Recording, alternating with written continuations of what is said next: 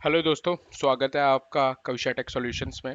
आज की इस वीडियो में हम देखने वाले हैं काउंटर के बारे में। इससे पहले जो हमने वीडियोस डाली थी उसमें किसी में हमने बेसिक दिखाया था, किसी में हमने टाइमर के बारे में बताया था, और मैंने प्रॉमिस किया था कि नेक्स्ट वीडियो जो हमारी होगी वो काउंटर से रिलेटेड होगी। तो मित्सुबिशी पीएलसी के अंदर जो काउंटर्स यूज़ होते हैं, जिनकी कई सारी एप्लीकेशंस में नीड होती है, चाहे काउंटिंग की एप्लीकेशन हो या फिर हाई स्पीड काउंटिंग की एप्लीकेशन हो, एनकोडर वाली एप्लीकेशन हो, पोजीशनिंग की एप्लीकेशन हो, तो उन सब में इसका यूज़ होता है। बट इनका डिटेल्ड एनालिसिस या फिर डिटेल्ड डिस्क्रिप्शन अभी या फिर डिटेल स्टडी आप कह सकते हो इस वीडियो में हम देख पाएंगे।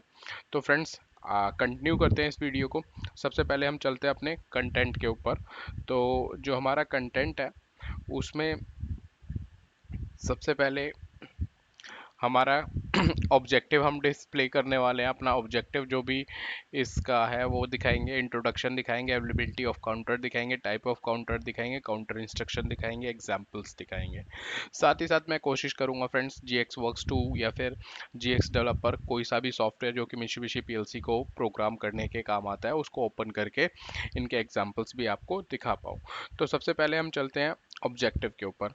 तो जो हमारा ऑब्जेक्टिव है फ्रेंड्स, आपको पता है कि काउंटर्स का यूज़ क्यों होता है, क्या कारण है हम काउंटर्स के बारे में पढ़ रहे हैं या फिर टाइमर्स के बारे में। तो मोस्टली जो काउंटर्स के एप्लीकेशंस होते हैं वो हाई एचएसपी वाले या फिर इंटरप्ट्स वाले या फिर एनकोडर वाले, या फिर अगर अगर आप डे टू डे लाइफ में या नॉर्मल एप्लीकेशन की बात करते हो तो काउंटिंग ऑपरेशन कितनी पार्ट बने, कितने पार्ट प्रोड्यूस हुए, कितना अप टाइम था, या फिर कितने फॉल्टी पार्ट्स थे, या फिर कई सारे एप्लीकेशंस होते हैं जहाँ पे भी हमें काउंटिंग करनी हो सकती है। तो काउंटिंग करने के लिए बेसिकली हम काउंटर्स का यूज़ करते हैं। To understand the basic function and operation of counter, different type of counter availables, हमें पता है कि डिफरेंट तरीके के काउंटर हमारे अवेलेबल है मित्सुबिशी की पीएलसी में। तो वो सब चीज़ें हम पढ़ेंगे इसके अंदर, और साथ साथ जो हाई स्पीड काउंटर्स जो है और इंटरप्ट्स हैं उसके बारे में भी देखने की कोशिश करेंगे। तो चलते हैं हम आगे। तो अभी आपको इंट्रोडक्शन में क्या है कि हमारे पास कोई भी इनपुट देते हैं हम, एक काउंटर, क्या आप काउंटर से क्या समझते हो? काउंटर से ये समझते हैं कि जैसे मैं एक किसी पर्सन की बात करूं, अगर सिर्फ हम एक सिंपल सी एक पर्सन की बात करते हैं, उसको मैं बोलता हूँ कि भाई काउंट करना है, तो कुछ वो हमसे पूछेगा कि भाई वो हमें काउंट कब करना है। तो सेम इसी तरीके से काउंटर भी होता है पीएलसी के अंदर। वो एक इनपुट रिक्वायर करता है, उसे एक इनपुट रिक्वेस्ट करता है, on the basis of that input वो काउंट स्टार्ट करता है। अब काउंट अप करना है या काउंट डाउन करना है, डिपेंड करता है काउंटर किस तरीके का है। आपका काउंट अप वाला काउंटर है या काउंट डाउन वाला काउंटर है, तो उसके ऊपर ये डिपेंड करता है। तो फर्स्टली हमारा जो आप देख सकते हो यहाँ पे कि इनपुट काउंटर को मिला आपके लिए, तो वो आप उसका ट्रू हुआ, उसने एक्यूमुलेटर में वैल्यू, एक्यूमुलेटर ये आप कह सकते हो मेमोरी, जहाँ पे वो प्लस करता होगा वैल्यू को, वहाँ पे वो इंक्रीज कर देता है। जैसे ही इनपुट इंक्रीज हुआ, ये ऐसा कह सकते हो आप जैसे कि रेगुलर इनपुट ऑन होता है तो वो रेगुलरली काउंट करेगा। अगर एक बार इनपुट ऑन हुआ और ऑफ हो गया तो वो इनपुट वन टाइम ही काउंट करेगा। तो इसी तरीके से वो वैल्यू को स्टोर कर लेता है अपने एक्यूमुलेटर में। ऐसे ही तो अभी क्या, अभी जैसे मैं एक जस्ट अ सेकेंड, मैं आपको जी एक्स वर्क्स 2 खोल के थोड़ा सा आइडिया भी दे देता हूँ, ताकि आपको पता चल सके कि हो क्या रहा है वहाँ पे।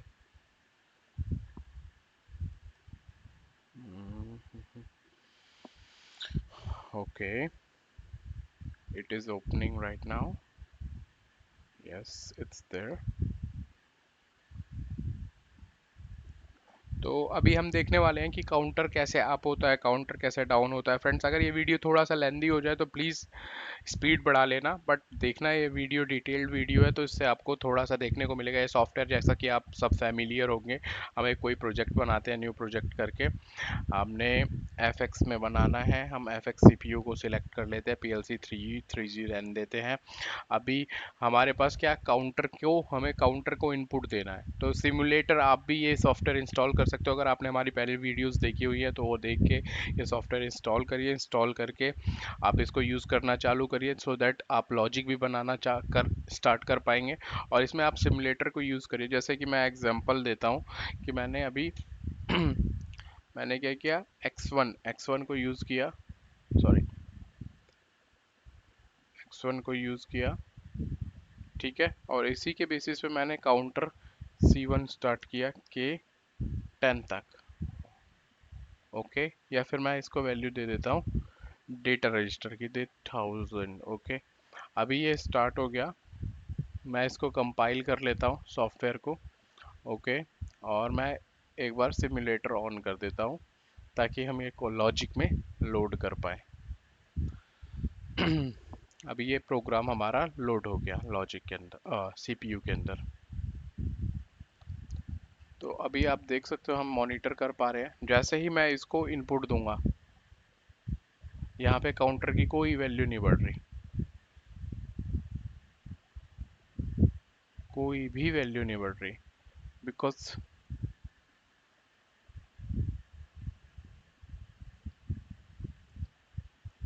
क्यों नहीं बढ़ रही, एक बार चेक कर लेते हैं। अगर मैं इसे नॉर्मल C10 या 100 के 100 तक कर देता हूँ, let's see again, okay, yes, okay. हाँ, प्रोग्राम हमने डाउनलोड नहीं किया था, I guess that was the reason.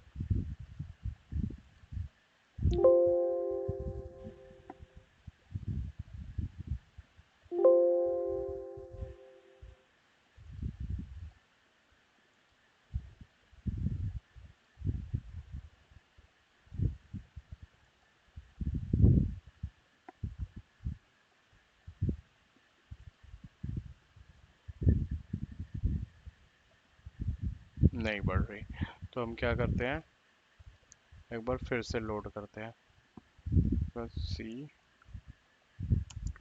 के 100,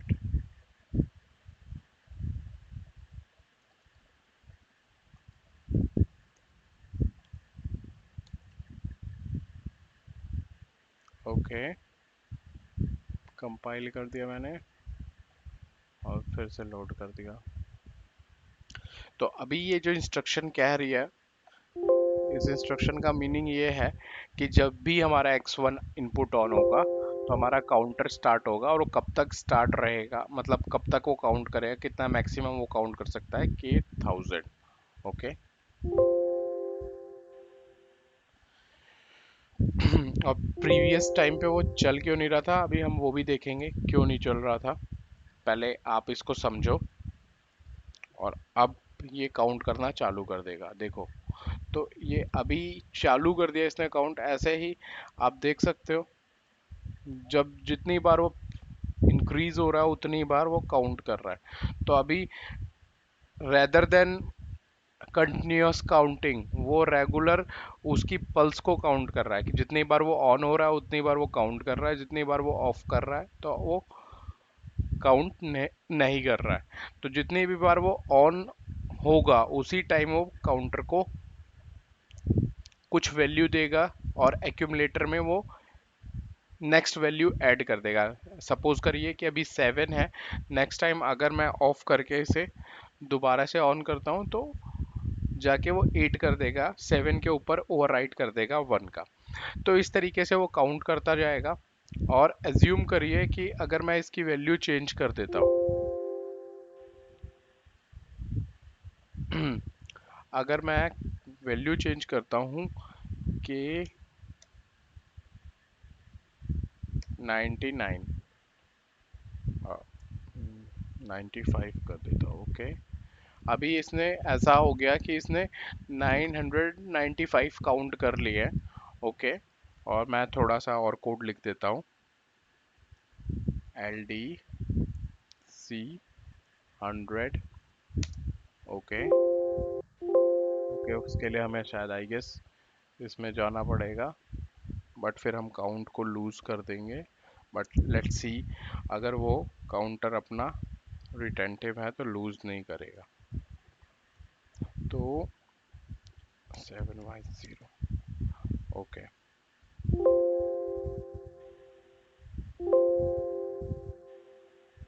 तो अभी मैं क्या करता हूँ, कंपाइल करता हूँ एंड लोड करता हूँ कोड। तो अभी आप देख सकते हो कि मैंने एक सिंपल सा प्रोग्राम बनाया। सबसे पहले भी मैंने एक प्रोग्राम बनाया था और वो काम क्यों नहीं किया था मैं वो भी समझाऊंगा, और अभी क्यों काम कर रहा है मैं वो भी समझाऊंगा आपको।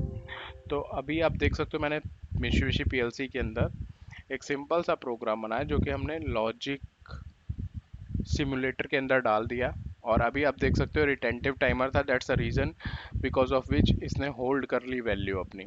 तो अभी आप देख सकते हो जितनी भी बार मैं इनपुट देता हूँ उतनी बार ये एक्यूमुलेटर में ओवरराइट कर देता है, वैल्यू को ऐड कर देता है। अभी इसके एक्यूमुलेटर में 995 पड़ी हुई है, और मैं जैसे ही ऑफ करके दोबारा ऑन करूँगा तो वो 1 ऐड कर देता है। तो ऐसे ही ये ऐड करता जाएगा। आप देखिए जब 1000 होगा तो नीचे C100 यहाँ पे जो NO है वो NC में चेंज हो जाएगा, मीन्स वो डन बिट दे देगा। तो ये चीज़ अभी हम देखने वाले हैं। अभी आपने देखा जैसे ही उसने 1000 काउंट किया आउटपुट ऑन कर दिया। तो एक बहुत सिंपल सा लॉजिक है जो कि हम किसी भी चीज़ में यूज़ कर सकते हैं, जैसे कि हमें कोई लैंप जलाना है या फिर कोई हमें आउटपुट चाहिए या फिर कोई हमें HMI पे डिस्प्ले या पॉपअप चाहिए कि भाई 100 पार्ट काउंट करते के साथ ही ये हमें ये चीज़ दे दे, या तो इस तरीके से आप इस काउंटर को यूज़ कर सकते हो। तो ये तो बात हो गई लॉजिक की कि हम कैसे एक्यूमुलेटर में वैल्यू को ऐड कर रहे हैं या काउंटर को हम कैसे यूज़ कर रहे हैं यहाँ पे। तो ये तो बात हो गई लॉजिक की। लेकिन हमारा जो प्रॉब्लम था, जो सबसे पहले हमने लॉजिक बनाया था उसमें वो क्यों ऐड नहीं हो रहा था, उसका रीज़न क्या था कि हमने काउंटर तो डिफाइन कर दिया और उसके साथ हमने जो डिफाइन किया था, आपको आप बैक साइड में जाके देख सकते हो वीडियो, वो था डी मीन्स डेटा रजिस्टर, और डेटा रजिस्टर के अंदर आपकी वैल्यू नहीं थी, वो डेटा रजिस्टर एम्प्टी पड़ा हुआ था। तो इसकी जो फाइनल काउंटर की जो फाइनल वैल्यू थी वो D0 थी।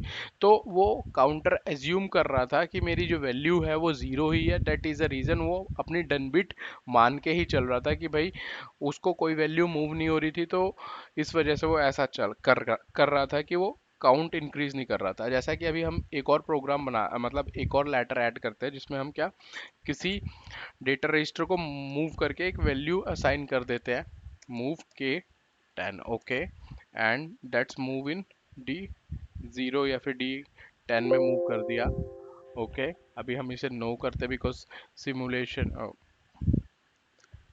8 मूव K0 सॉरी K10 इन D10, ओके। अभी हमने ऐसा किया, अब क्या मैं एक और x2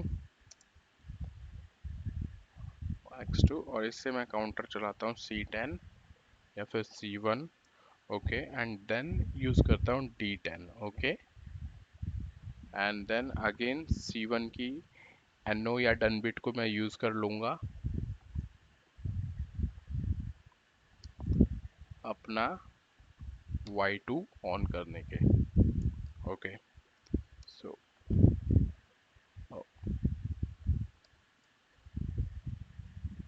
ओके, तो इस तरीके से ये लॉजिक बन गया। इसे मैं कंपाइल करता हूँ।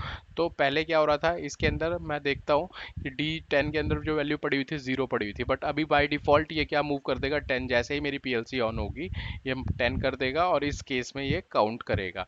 तो अभी आपको समझ में आ गया हो क्यों पहले काउंट नहीं कर रहा था और अब क्यों काउंट कर रहा है। थोड़ा सा वीडियो लंबा होने वाला है फ्रेंड्स, बिकॉज अभी क्या है इसमें मैं एप्लीकेशन भी दिखा रहा हूँ, पीपीटी भी दिखा रहा हूँ, तो parallelly that is a reason कि भाई एक्सप्लेन करते वक्त ये थोड़ा सा लेंदी होगा, तो स्पीड आप बढ़ ज़्यादा कर लेना समझने के लिए। अभी आप देख सकते हो इसमें वैल्यू ले रहा है, तो जैसे ही मेरी 10 पहुंचेगी ये फिर से मुझे डन बिट दे देगा और वो Y2 ऑन हो जाएगा। लेकिन यहाँ पे आप ये देख सकते हो ये जो टाइमर है ये वाला C1 जो टाइमर है ये भी अप टाइमर है, C100 भी अप टाइमर है। और अभी एक चीज़ और मैं दिखाता हूँ मैं आपको, हम चलते हैं फिर से प्रोग्राम राइट करते हैं,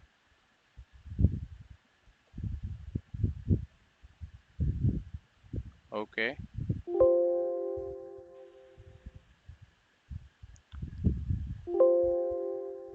ओके, और फिर से ऑनलाइन देखते हैं। तो यहाँ पे आपने देखा कि यहाँ वैल्यू मेरी ज़ीरो हो गई और यहाँ पे मेरी वैल्यू अभी भी स्टोर्ड है। तो आप देख सकते हो ये जो हमारा काउंटर है ये क्या है, नॉर्मल काउंटर है, और ये वाला जो काउंटर है ये क्या है, रिटेंटिव काउंटर है। तो अभी आप समझ सकते हो कि कैसा काउंटर है ये, और क्यों ये काउंट कर रहा है, कैसा अप है या डाउन है, और कैसे वो एक्यूमुलेटर की वैल्यू को यूज़ करता है। तो अभी हम चलते हैं दोबारा से पीपीटी पे अपने। तो यहाँ पे आपको समझ में आ गया इंट्रोडक्शन कि हमारा काउंटर कैसा है, अप है या डाउन है, जो कि हमने एप्लीकेशन में यूज़ किया है। प्रीसेट वैल्यू आपको पता ही चल गया है, जो मैंने अभी के 1000 डिफाइन की थी, और उसमें D10 को प्रीसेट वैल्यू हमने डिफाइन कर दिया था कि उसकी 10 थी। तो प्रीसेट वैल्यू वो वैल्यू है जहाँ तक कि काउंटर को काउंट करना है, और उसके बाद हमें डन बिट दे देनी है। फिर इसके बाद हम जंप करते हैं हमारे पास किस टाइप के या कैसे काउंटर या कितने काउंटर अवेलेबल होते हैं इस पीएलसी में, मित्सुबिशी की FX3U पीएलसी में। तो अभी देखने को मिलता है हमें 256 काउंटर हमारे पास क्लासिफाइड है 16 बिट और 32 बिट बोल के FX3U पीएलसी में। तो अभी आप यहाँ पे देख सकते हो जनरल टाइप काउंटर C0 से C99 तक है। 100 पॉइंट्स है, मीन्स 100 काउंटर है। ऐसे ही 100 काउंटर और हैं जो कि लेस्ड है, जो कि आपने अभी देखा है एग्जांपल में C100 मैंने यूज़ किया था और C1 भी यूज़ किया था। तो ये दोनों आपने देखे। तो ये तो हो गए अपने 200 काउंटर 16 बिट के। अभी 32 बिट के जो काउंटर है वो 200 से लेके 219 के 20 पॉइंट है, जो कि जनरल है। ऐसे 200 से 220 से 234 के 15 पॉइंट्स है, जो कि क्या बैटरी बैक्ड है। तो अगर हमें अप और डाउन दोनों साइड काउंट कराना है तो हम 32 बिट का 32 बिट का बाई डायरेक्शनल काउंटर यूज़ करते हैं। अगर हमें अप काउंट कराना रहता है तो हम 16 बिट का आप काउंटर यूज़ करते हैं। इसकी रेंज आप देख सकते हो 0 से 32,767 तक काउंट करता है। इसकी रेंज आप देख सकते हो माइनस इतने से इतने तक है। तो अभी इंस्ट्रक्शन हमने देखा, आपने C0 या C99 और उसकी प्रीसेट वैल्यू डिफाइन करनी रहती है हमें। जैसा कि अभी आपको फिर से दिखाता हूँ कि यहाँ पे हमने प्रीसेट वैल्यू डिफाइन कर दी, C100 डिफाइन कर दिया, ये हो गया हमारा काउंटर। अब वो किस इनपुट पे काउंट करेगा वो हम यहाँ पे डिफाइन करते हैं। ये नंबर ऑफ कंडीशंस आप डिपेंड कर सकती है, आपका लॉजिक क्या है, आपका प्रोग्राम क्या है, तो आप इस हिसाब से इसे चेंज कर सकते हो। तो इस तरीके से आप अपना काउंटर यूज़ कर सकते हो। तो यहाँ पे अगर मैं एक और थोड़ा सा चेंज करूँ और अपना जो काउंटर है C220 यूज़ करूँ या C221 यूज़ करूँ, तो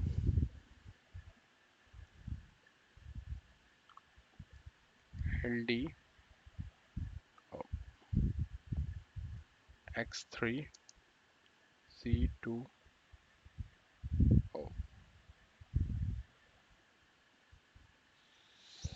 C221 K10। ओके,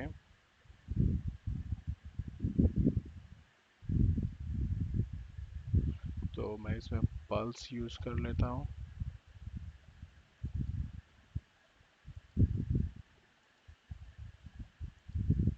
ओके,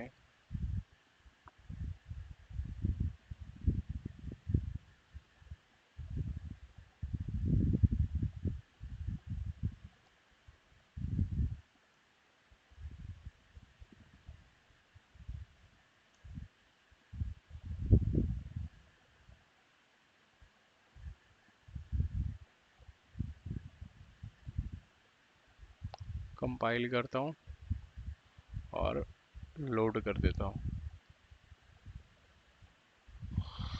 तो ये हमारा वो बाई डायरेक्शनल काउंटर है जो कि हम यूज़ करने वाले हैं, और लेस्ड भी है। तो ये मेमोरी को अपने स्टोर करके रखेगा। ओके, तो अभी हम चलते देखते हैं। जैसे ही हमारा आ पाया,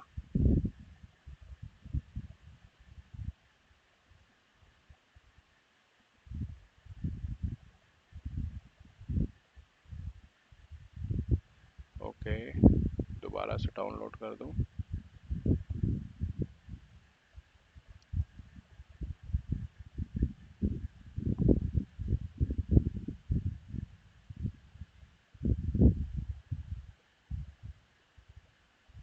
PLC स्टॉप में है, जो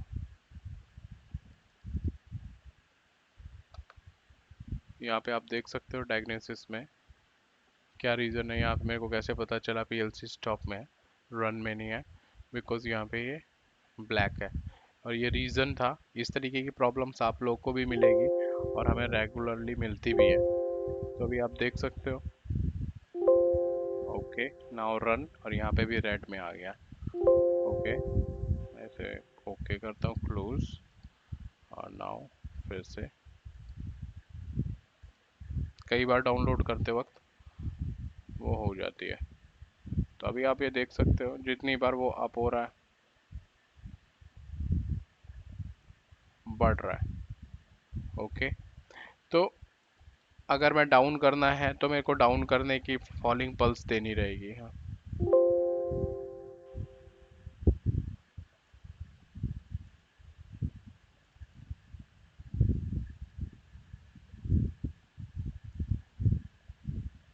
कंपाइल एंड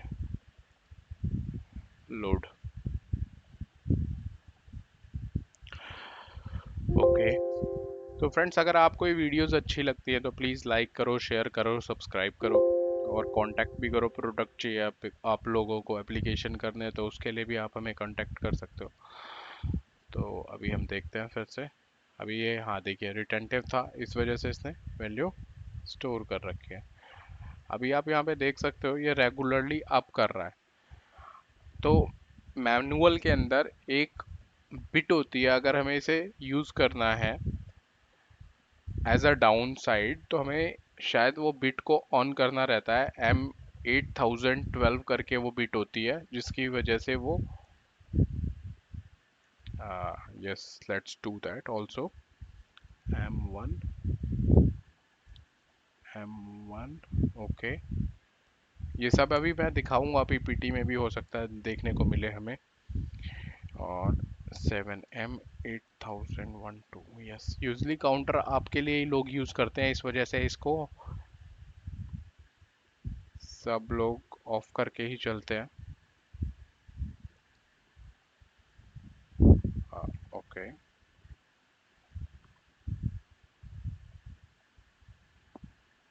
ओके,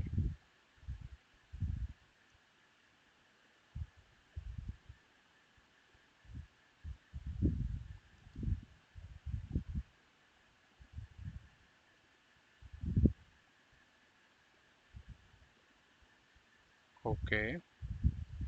तो अभी मैं इसको अप करना है हमें।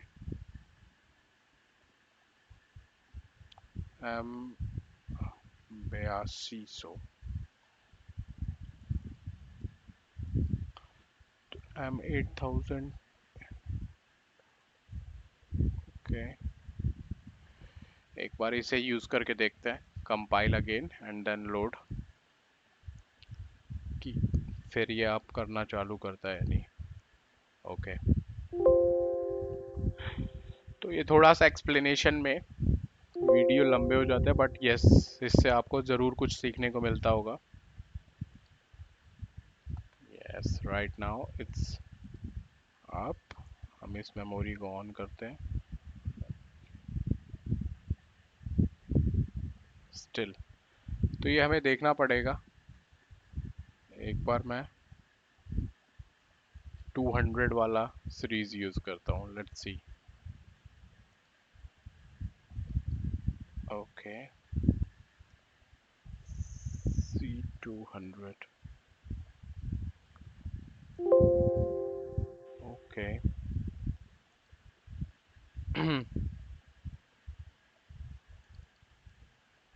ओके, तो इसमें ऐसा भी वेरिएंट हो सकता है कि लैच्ड के लिए अलग मेमोरी ऑन करना पड़ता हो सेपरेटली, और अनलैच के लिए कंपाइल करना पड़ेगा पहले। ओके,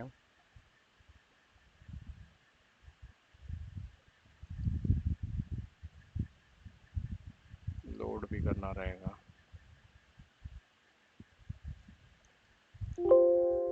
यस,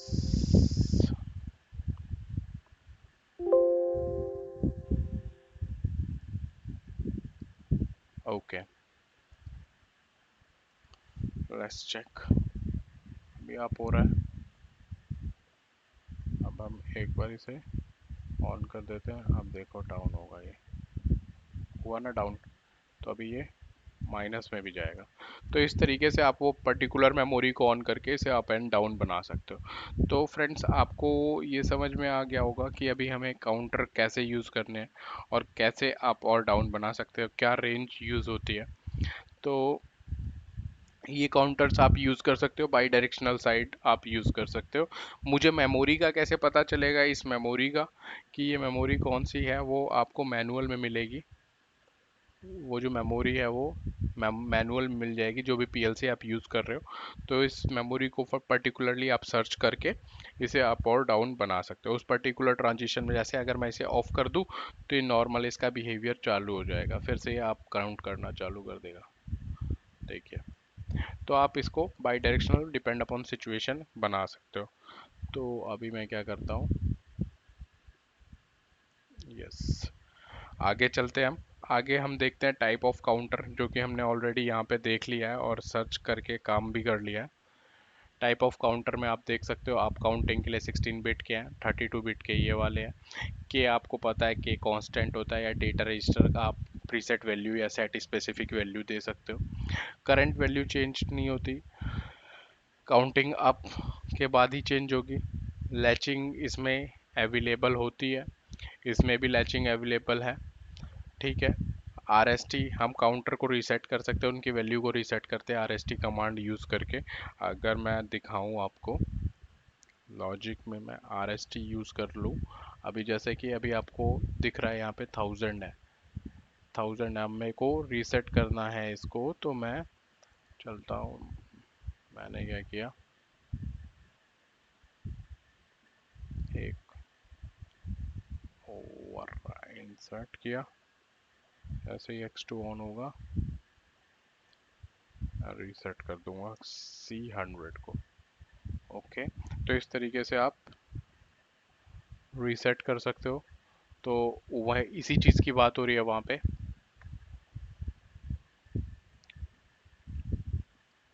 ओके, यस,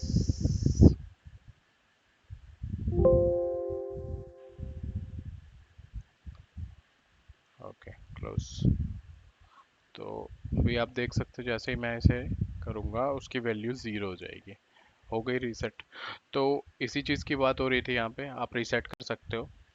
और फिर आगे चलते हैं हम इंस्ट्रक्शन की बात करते हैं। इंस्ट्रक्शन जैसा कि आपने देख लिया है, हमने जो डिफाइन किया है, आउटपुट इंस्ट्रक्शन की तरह यूज़ करना है, हमें इसे डन बिट की तरह यूज़ कर सकते हैं, कंपैरिजन में भी यूज़ कर सकते हैं इस इंस्ट्रक्शन को।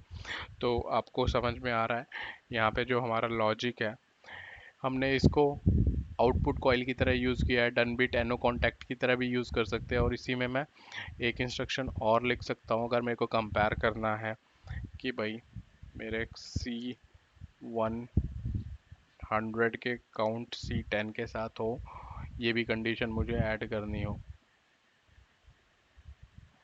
तो या फिर इक्वल हो या ना हो, ओके, या ग्रेटर हो।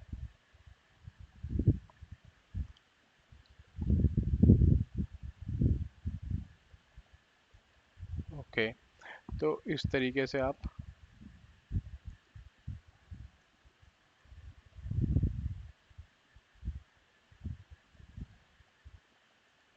ये कंडीशन की तरह भी यूज़ कर सकते हो। तो यहाँ पे अभी आपके तीन कंडीशनें हो गई। एक तो ये कंडीशन हो गई, और एक डन बिट हो गई, एक एन एन सी की तरह भी यूज़ कर सकते हो। तो इसी चीज़ की बात हो रही थी वहाँ पे कि हम इसे कैसे कैसे यूज़ कर सकते हैं। और डन बिट को, एक्यूमुलेटर को, प्रीसेट वैल्यू को हम इसे इस तरीके से भी यूज़ कर सकते हैं कि हमारा काउंटर की कुछ वैल्यू पर्टिकुलर, जैसे मान लो 5 पे मुझे कुछ काम कराना है, 6 पे कुछ काम कराना है, 100 पे कुछ काम कराना है, तो मैं उस वैल्यू को यूज़ करके, वो पर्टिकुलर सिचुएशन राइट करके, वो वैल्यू को यूज़ करके वो काम करा सकता हूँ। तो आगे चलते हैं हम प्रीसेट्स, जो कि हमने ऑलरेडी देख ही लिया है ऑन ऑफ करके। तो इस तरीके से आप इन काउंटर्स को यूज़ कर सकते हो। ऑफ करने के लिए देखो यहाँ पे आपको पता है 200 है, M200, ओके। तो इस तरीके से आप अप और डाउन बना सकते हो। जैसे अभी हमारा 200 था तो हमने मेमोरी M8 200 यूज़ की थी। आई गेस 221 होगा तो हम 221 यूज़ कर लेंगे। ये भी हम चेक कर लेते हैं। तो यहाँ पे आप देखते हो, यहाँ पे हमारा जो दूसरा वाला काउंटर था 21 था।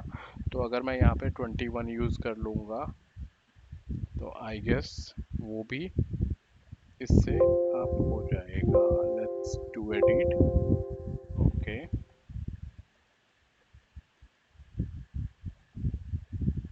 21, ओके, ठीक है। और मैं ये राइट कर देता हूँ online write to PLC. Compile करने को बोलेगा, firstly compile and then write to PLC mean simulator. तो इस तरीके से मैं इसको भी राइट कर दूंगा। आप लोग भी चेक कर सकते हो।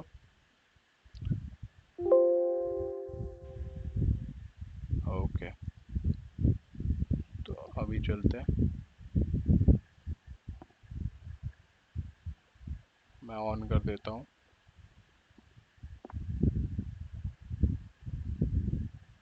देखो ये भी डाउन हो गया। तो इस तरीके से आपको समझ में आ जाएगा पीपीटी से। एक बार अगर आपको समझ नहीं आता है तो दोबारा से पॉज करके देखना कि हमारा काउंटर हमें कैसे, कौन सी मेमोरी पता चलेगी जिससे कि उसे अप करना है या डाउन करना है। तो आप इस तरीके से यूज़ कर सकते हो। फिर उसके बाद डन बिट को हम कहाँ यूज़ और कर सकते हैं वो तो आपने देखा कि उससे हम कोई भी कॉइल, कोई भी आउटपुट, कोई भी टाइमर, कुछ भी ऑन करा सकते हैं, कोई भी पॉपअप स्क्रीन कर सकते हैं। ये तो आप एग्जांपल आपने देखा, हमने इस तरीके का ही एग्जांपल यूज़ किया। हमने देखा कि काउंटर के कॉइल को हम इनेबल कैसे कर रहे हैं, कैसे उसे इनपुट दे रहे हैं, या फिर डेटा रजिस्टर से कैसे प्रीसेट वैल्यू दे रहे हैं, और डेटा रजिस्टर को कैसे प्रीसेट वैल्यू दे रहे हैं। हम वैल्यू को भी मूव कर सकते हैं, एक्यूमुलेटर कैसे वैल्यू स्टोर कर रहा है या इंक्रीज कर रहा है, ये सब देखा हमने। अप और डाउन काउंट को भी करते हुए हमने देखा, इस तरीके से हम अप और डाउन भी बना सकते हैं। तो फ्रेंड्स, अभी आपके लिए ये एक्सरसाइज है। ये एक्सरसाइज आप देख लो, इस तरीके का आप एक लॉजिक बनाओ और फिर मुझे पोस्ट करो। सॉल्यूशन मैं डिस्क्रिप्शन बॉक्स में डाल दूंगा। अगर आपको ये फ्रेंड्स वीडियो अच्छा लगता है तो प्लीज़ लाइक करो, शेयर करो, सब्सक्राइब करो, और जितना हो सके उतना शेयर करो और अपना प्यार दो, ताकि हम और भी अच्छे वीडियोस डालें। अभी हमने कुछ बेसिक्स वीडियो डाले हैं। मैं चाहता हूँ इस पे काम करूँ, आप लोगों को और भी कंटेंट दूँ जिससे कि आपको हेल्प हो, आप हमारे तक पहुँचो और हम आप तक पहुँचे, और हम एक अच्छा प्लेटफॉर्म क्रिएट कर सके। सो फ्रेंड्स, अगर आपको समझ में आती है तो हमारी और भी वीडियोस आप देख सकते हो, सर्वो से रिलेटेड, स्टेपर से रिलेटेड, वीएफडी से रिलेटेड, या फिर डेटा लॉगिंग से रिलेटेड, या एचएमआई से रिलेटेड। हमारे पास बहुत सारा कंटेंट है। आप प्लीज़ लाइक करो, शेयर करो, सब्सक्राइब करो, ताकि आपको देखने को मिले। Thanks friends, thanks for watching.